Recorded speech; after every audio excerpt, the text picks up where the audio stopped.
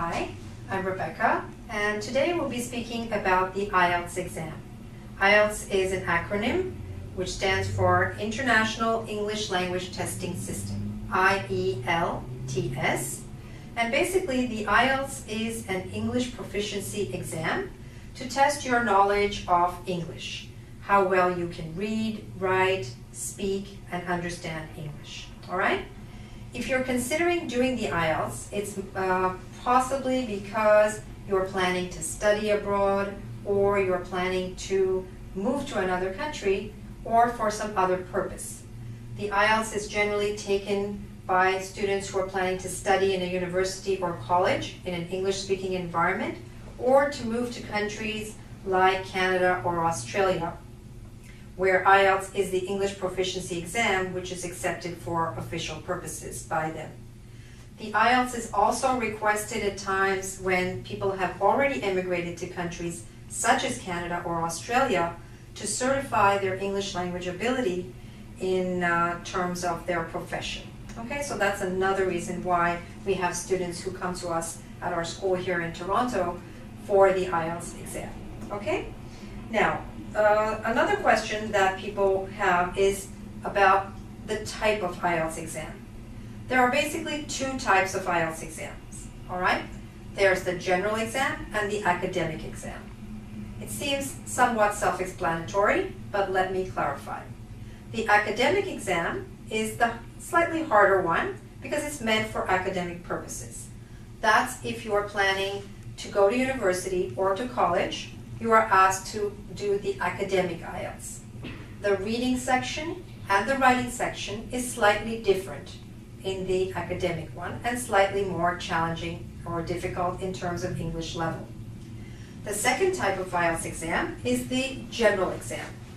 The general IELTS is usually taken for those people who are planning to emigrate, and it is a little bit easier, not completely easy. It's still challenging. You may still have to prepare for it in order to do well, but it's still a little bit easier than the first one. The writing section is different here, and the reading section is a little bit easier. All right? Another question that we are often asked about the IELTS is regarding the scoring. In the IELTS, if you get a 9, that would be fantastic, because that's considered the highest score which you can get on an IELTS exam.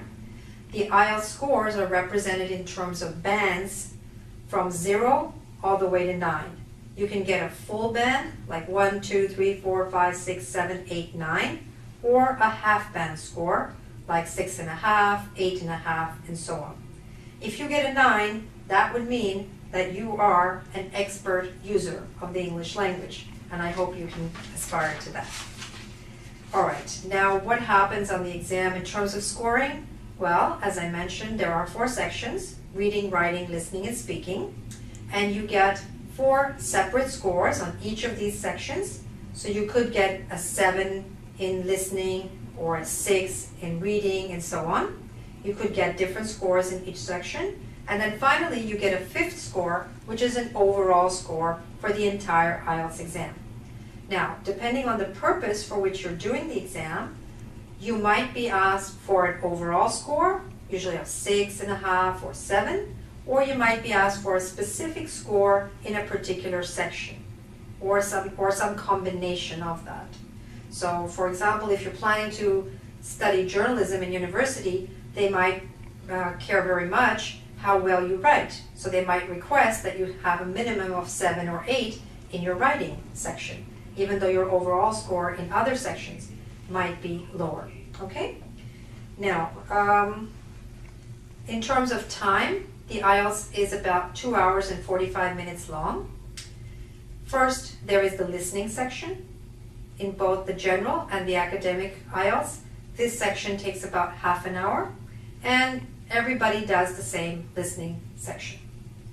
The thing to remember about the listening in the IELTS is because the IELTS was created by the British Council and, let me just check, the IELTS Australia and the University of Cambridge ESOL exams, this tends to be an exam of British English, and sometimes Australian English.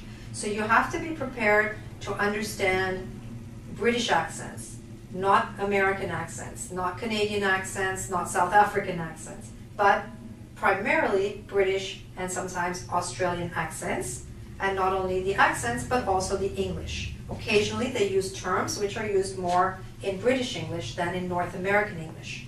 So if, for example, you've been preparing for the TOEFL, you want to make sure that you also spend some time listening to British English in order to prepare for this exam. So that's the listening section. Then you have a division. If you're doing the academic, you have a reading section, which is a little bit harder, 60 minutes. If you're doing the general IELTS, you also have a reading section, also 60 minutes, a little bit easier. Next, we come to the writing section. In the academic IELTS, you have 2 tasks and 60 minutes. In the general IELTS, you have 2 tasks and 60 minutes also. In both of them, you have to do an essay, which you should take about half an hour for. You are asked to write about, you should take 40 minutes for that one. And you have to write about 250 words, about 4 or 5 paragraphs, something like that. An essay topic, one essay topic. The second task in each case varies. In the academic IELTS, you are given a graph or a chart or a table, and you're asked to describe that information in writing. In the general IELTS, you're given a letter assignment, and you have to write a letter. It could be a formal letter, a semi-formal letter, or an informal letter to a friend requesting something. And for this second task, you are given about 20 minutes. The essay, in both cases, scores more points, and you have more time for it. The last section is the speaking section. This is an interview with an actual examiner. It takes about 11 to 14 minutes, and it's the same test whether you're doing the general IELTS or whether you're doing the academic IELTS. So the last question is, how do you do well on the IELTS? Well, like in all English proficiency exams, there's really 4 ways, 4 things you need to do. You need to have knowledge of the test, you need to have the skills, the English skills, you need to have a good attitude, and you need to have resources available to you. By resources, I'm referring to books, materials, online lessons, and perhaps live training in a school in your country or overseas. All right? So if you're planning to do the IELTS, one very good website which can help you is www.goodluckielts.com. It has a lot of information there which can be of help to you. There's also ways you can ask questions if you have any further comments or questions. All right? So if you're preparing for the IELTS, I wish you a lot of luck. It is a difficult exam in many ways, but I'm sure you can do very well if you prepare and follow some of the instructions we've laid out here. Thanks very much. Bye for now.